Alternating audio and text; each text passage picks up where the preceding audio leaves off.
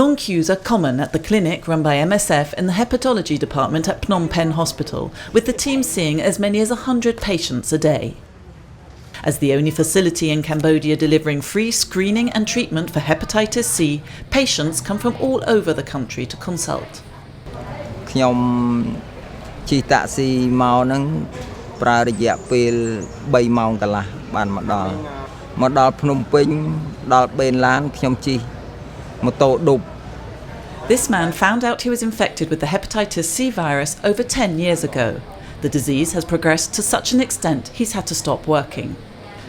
With no money coming in, it was impossible for him to benefit from the new and radically improved drugs now available, direct-acting antivirals that are highly effective but prohibitively expensive. With diagnosis and treatment costing the equivalent of 6 times the average monthly wage, people who earn less simply can't afford them. ប៉ុន្តែកូនខ្ញុំវាប្រាប់ខ្ញុំថាពុកអើយតម្លៃថ្នាំនឹងថ្លៃណាស់អញ្ចឹងខ្ញុំចេះតែគិតមិនដឹងជាដោះស្រាយដោយវិធីណា Given patient numbers and the extremely high price of diagnosis and drugs, the MSF team has to prioritise treatment for those with the greatest risk of developing severe and fatal forms of the disease. ក្រោយពីធ្វើលទ្ធផល fibro scan មើលសាច់ថ្លើមនឹងមកគ្រូពេទ្យបានប្រាប់ខ្ញុំថាសាច់ថ្លើមនឹងចូលដល់កម្រិតទី4ហើយអញ្ចឹងក្នុងការព្យាបាលនេះគឺនឹងបានប្រើថ្នាំក្នុងពេលឆាប់ៗនេះ In post-war Cambodia, the critical state of the health system led to numerous cases of infection. Up until 2000, Cambodians contracted the hepatitis C virus from poor sterilisation practices. By the end of April, the team had already provided 900 patients with treatment. Given the extent of the needs, MSF is developing a treatment model for the Ministry of Health to roll out across the country. The majority of our patients are pretty poor, so this is a hardship for them to have to come all the way to Phnom Penh to get treated for hepatitis C, but they are doing it. Ultimately, that's probably the tip of the iceberg. There's probably more patients in those areas who haven't attempted to seek care so far away. But the programme's success depends on more than just provision of care. A battle must be waged on another front, the exorbitant prices charged for direct-acting antivirals by laboratories and drug patent holders. What's the point for this big pharma to put together so many resources to bring 2 molecules that are very effective against HCV if it's at the end to prevent through the pricing policy to prevent the patients to have access to it. Agreement must be reached on a fair price for these drugs so essential to the survival of hundreds of thousands of people. I saw a man yesterday who said to me, I know these medicines are so expensive. He held up his bottle and he said, I dropped one on the floor the other day and it was like I dropped my heart. I think people feel it deeply. I think they value it deeply to have the opportunity to be treated.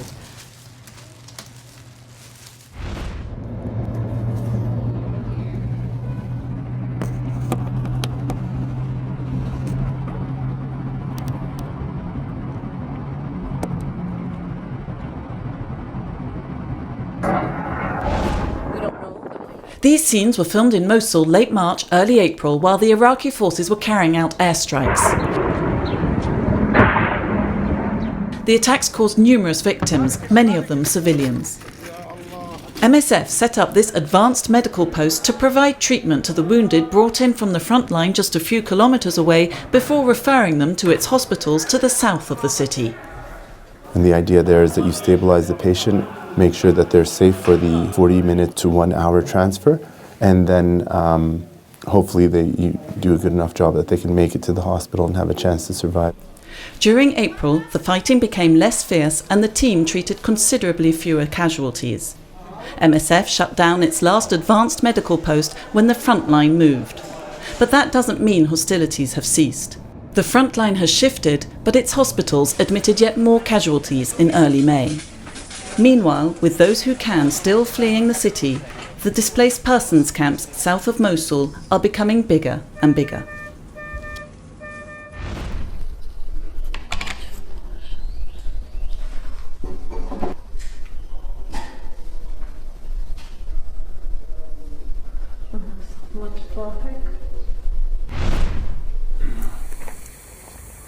Yuri has come to the health centre in Gukasavan this morning to take his drugs under a nurse's supervision. She makes sure he takes his medication properly and asks about any side effects. This support is an essential part of treating multi-drug resistant tuberculosis. The side effects of treatment are extremely unpleasant, but patients who adhere to the treatment protocol increase their chances of recovery. Organising this daily ritual of care is demanding in terms of setup, just as it is for patients who often live far from the clinic. For patients on Delaminid, there is an additional challenge that the drug must be taken in 2 daily doses at 10-hour intervals, and health centres are closed at night. Բոլոր դերերը ստանում է առավոտյան չափաբաժին են մեր մոտ իմ ներկայությամբ խմում է երեկոյան չափաբաժին ինքը ստանում է հեռախոսուն ինքը հատուկ ստացած բանջիշները նայում են ինքը ստանում է այդ իրենց ներկայությամբ. During the evening, a nurse calls Yuri via Skype. Խմե Երևա չէ խմեմ. Using video to observe treatment was launched in Armenia a year ago. In 2016, 28 patients used this technique. It reduces at least some of the burden, as much for patients as for health workers. One nurse can do DOT for many patients without coming out from the cabinet. This is comfortable for the patient too, because it does not limit the patient's movements. The patient is not obliged to be in the definite place on the definite time. Using video to observe treatment is one of the strategies MSF has introduced to improve treatment for the most resistant forms of tuberculosis. Helping relieve patients' pain and alleviating the burden of treatment by providing care in the home are just some of the ways of giving patients some hope of recovery.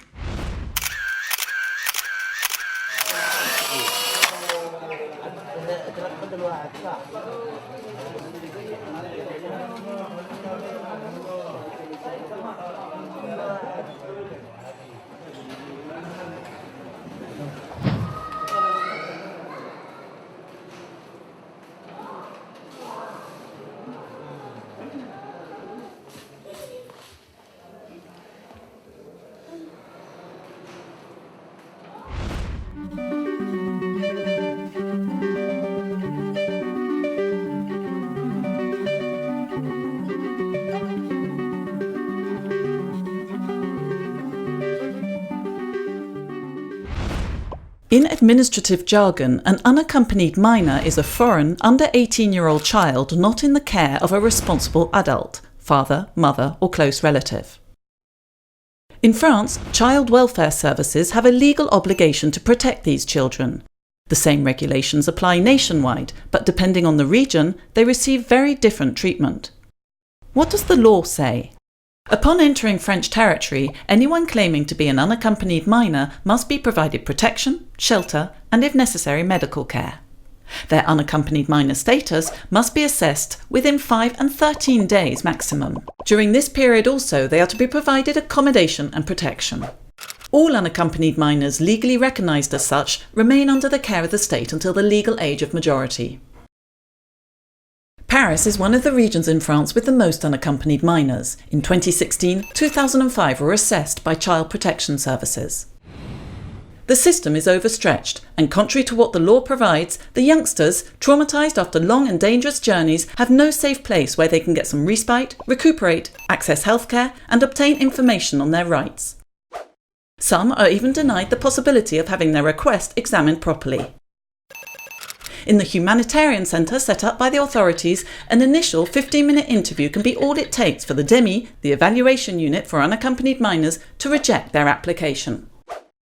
Applicants who manage to get an assessment interview then have to wait an average of 4 weeks for the decision, far more than the maximum of 13 days provided by law. During this time, they're put up in hotels where they receive almost no support. The percentage of applications rejected upon completion of the age assessment procedure is much higher in Paris than the national average, 80 to 85% compared to 50% elsewhere in the country. Once rejected, these asylum seekers are no longer entitled to protection. Presumed to be adults from the time they entered France, if they are unable to provide proof they're under 18, their only option is to appeal the rejection before the juvenile court. In Paris, the association AGI supports them through this process that can take up to several weeks. Considered neither adults nor children during this time, they are in limbo with no protection. Many sleep rough while waiting for the court's decision. In autumn 2015, Médecins Sans Fronteiras began assisting refugees, first in the camps in northern France, then in Paris with a mobile health clinic and emergency shelter. A team is also working on setting up a day centre which will be opened to unaccompanied minors who are in transit, who have recently arrived, or who have been rejected by the child protection system. MSF will provide primary and mental health care and help the youngsters integrate state-run health services. The teams will also work together with other associations specialised in education and legal aid for minors. Lastly, MSF plans to provide temporary accommodation to 50 minors awaiting the outcome of their appeals or who are sleeping rough.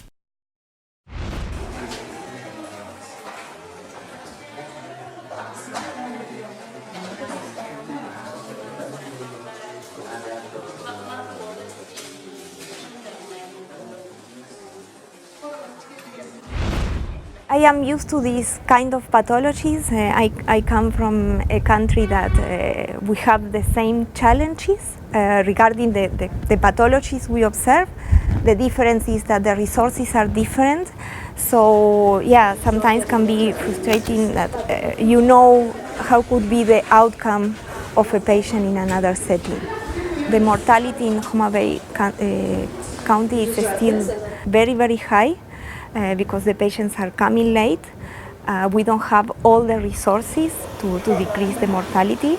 It's our goal and we are in the way to do it. Yeah, we try our best, but there's more things to do. Let's have a look.